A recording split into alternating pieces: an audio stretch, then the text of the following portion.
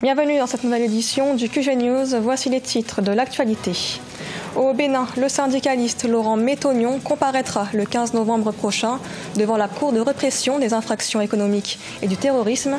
Il avait été condamné à 5 ans de prison ferme dans l'affaire des rétrocommissions.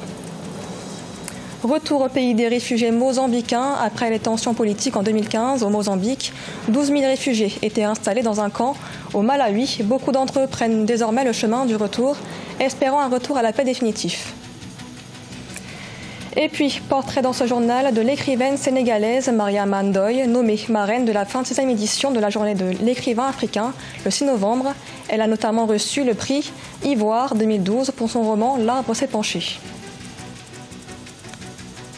Au Bénin, le procès du syndicaliste Laurent Métognon et ses co-accusés réouvre le 15 novembre prochain devant la Cour de répression des infractions économiques et du terrorisme.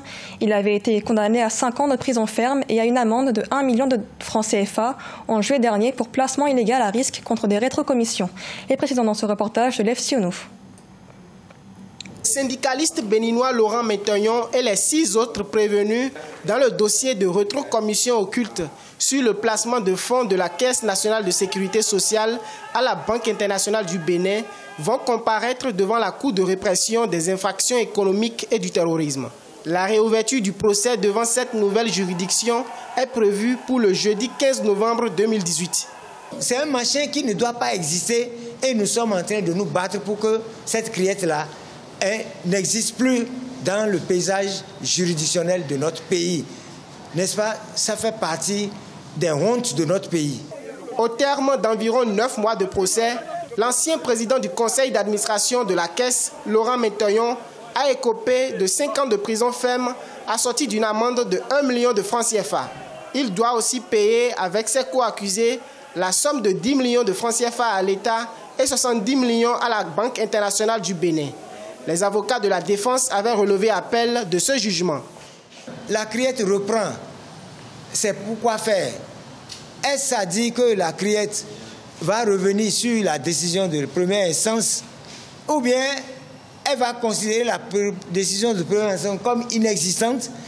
La Cour de répression des infractions économiques et du terrorisme, CRIET, juge en premier et dernier ressort. Elle a été saisie de plusieurs dossiers, dont celui de l'homme d'affaires et opposant Sébastien Ajavon, dans laquelle il a été condamné à 20 ans de prison.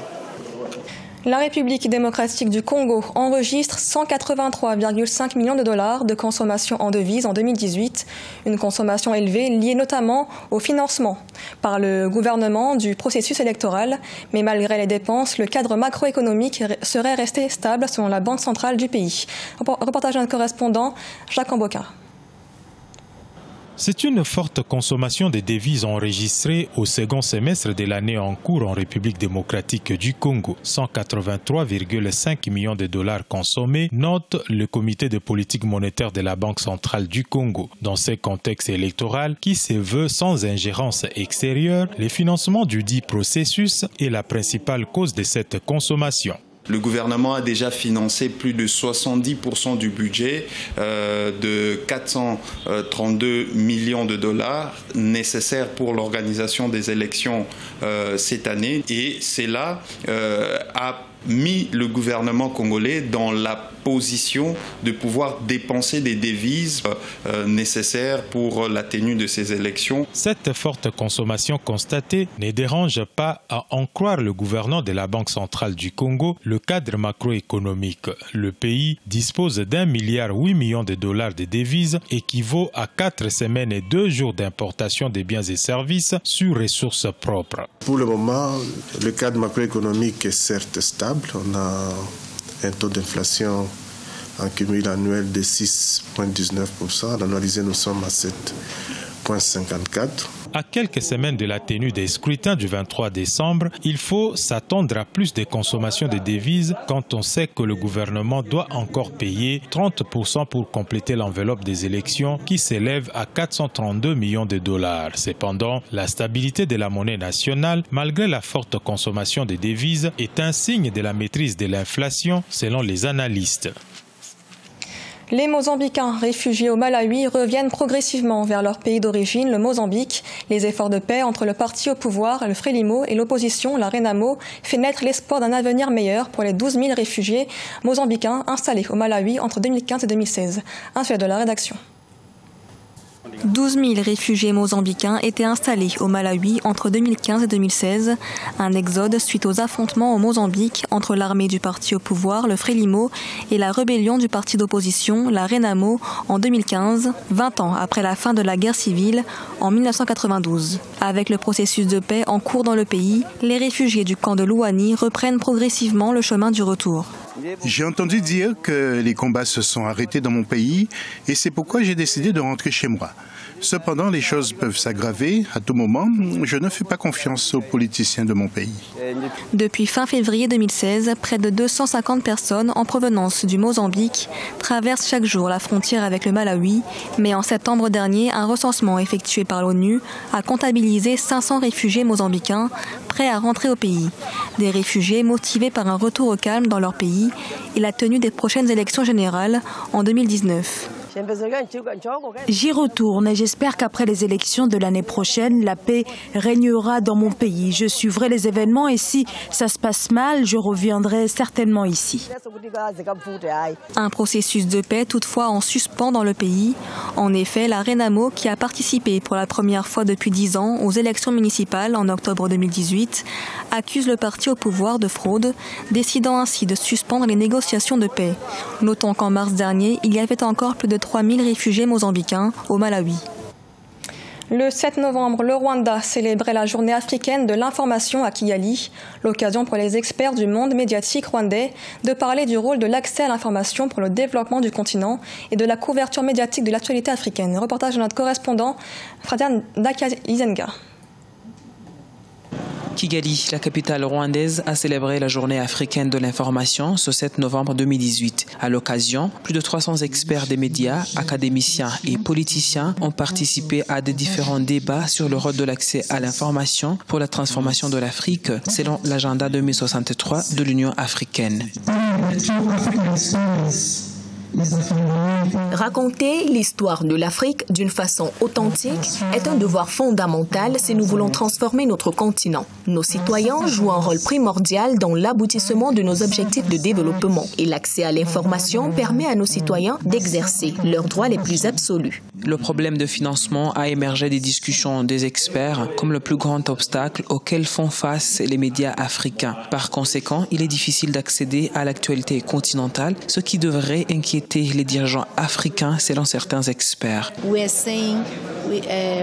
Nous faisons appel aux hommes de pouvoir politique et financier de soutenir le secteur des médias en Afrique si nous voulons vraiment qu'ils racontent de vraies et belles histoires de notre continent. Parce que croyez-moi, l'Afrique regorge de très belles histoires qui dépassent de loin l'image sombre qu'on lui attribue. L'idée de célébrer la journée africaine de l'information est née de la réunion de chefs d'État et de gouvernement qui assistaient à la conférence inaugurale de l'Organisation de l'Unité africaine à Addis Abeba le 25 mai 1963. Au Sénégal, l'écrivaine Maria Mandoy a été nommée marraine de la 26e édition de la Journée internationale de l'écrivain africain. Lauréate du prix Ivoire 2012, elle mène un combat en faveur de l'autonomisation de la femme. Ansel Fabin Maroun. La Journée internationale de l'écrivain africain, qui se déroule depuis ce 6 novembre à Dakar, au Sénégal, a vu l'écrivaine sénégalaise Maria Mandoy désignée marraine de la 26e édition par l'Association des écrivains du Sénégal. Née à Rufisque le 28 juin 1953, Maria Mandoy, qui n'oublie point ses racines issues de l'ethnie Lébou, porte un combat qui lui tient particulièrement à cœur, celui de l'autonomisation de la femme. Je suis conseiller technique du président de la République et je suis le conservateur du musée Léopold Sédar Senghor pour pérenniser la mémoire de ce grand homme. J'encourage toutes les femmes à écrire parce qu'elles ont quelque chose à dire. Elles vivent des expériences. C'est la femme qui éduque l'enfant et qui fait l'homme. Donc elles ont leur mot à dire et leur expérience à partager et leur sentiment de générosité et de paix. Je pense que si le monde était à l'image de la femme, paisible et généreuse, ce serait un monde de rêve. Maria Mandoy a publié 6 œuvres littéraires, dont celle intitulée « L'arbre s'est penché » qui lui a valu le prix Ivoire pour la littérature africaine d'expression francophone 2012. Il est dédié à ma défunte maman. C'est carrément la vie que j'ai vécue avec elle jusqu'à l'âge de 57 ans que j'avais lorsqu'elle m'a quittée. Et donc j'ai rappelé des souvenirs, l'éducation qu'elle nous a donnée. C'était une manière de l'immortaliser. Et en même temps, c'est un hommage à toutes les mères, parce que toutes les mères d'Afrique, d'Europe, d'Asie sont les mêmes. Elles ont les mêmes sentiments pour leurs enfants, les mêmes ambitions, les mêmes projets d'avenir. C'est en 1992, à l'initiative de l'Association panafricaine des écrivains, qu'est née la Journée internationale de l'écrivain africain, qui réunit des écrivains en provenance des 4 coins du continent. Le thème choisi cette année est littérature, démocratie et pouvoir. Ce journal a été réalisé par l'ensemble de la rédaction. Merci de l'avoir suivi. Dans un instant, retrouvez une nouvelle édition de l'information sur Africa 24.